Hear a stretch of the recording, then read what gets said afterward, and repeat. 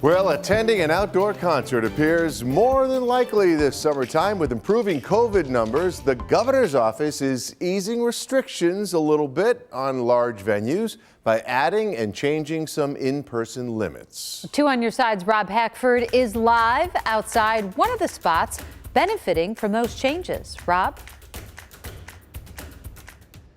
Yeah, Scott and Mariella, that location is Salin Field, which as of April 1st would be allowed to have double capacity from that 10% mark that they currently have. Of course, the minor league baseball season has been delayed until early May, but it's one of the many announcements the governor had today, including some more information about outdoor concert venues and smaller indoor sporting events as well.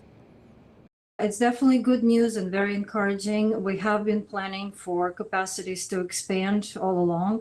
Art Park President Sonia Kozlova says while the state's plan to allow 20% capacity at venues like theirs in Lewiston that fit over 2,500 people is about what they expected, it doesn't mean this summer won't be challenging. There's so many pieces that are involved that it really takes 100% capacity to recoup the expense. But with the music industry almost entirely shut down, these small steps do eventually add up. As we're thinking about this summer, we're working on what we can do now and what we know now, and understanding too that it's not as easily as flipping a switch and then the concerts will start coming tomorrow.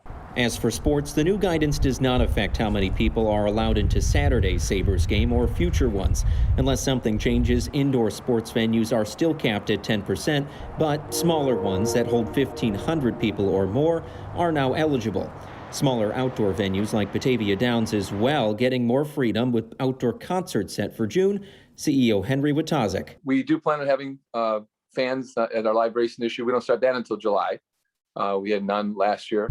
Regardless of what type of event, the governor's office also says a negative COVID test will be required or proof of vaccination. You can take a rapid test, you can take a PCR test, but we're going to have testing as a precaution. If it's in the $20 range, we can price that into the ticket and still make it worthwhile and have a pretty good value for people. But while places like Batavia Downs and Art Park are already planning ahead for testing vendors on location, the state says entry requirements could be reevaluated in May. Well, keep in mind some smaller venues around Western New York are still in the dark. Think regional theater companies as well as small indoor concert spaces. They're still waiting for state guidance, and we'll bring that to you here on Channel 2 as soon as we have it from the state.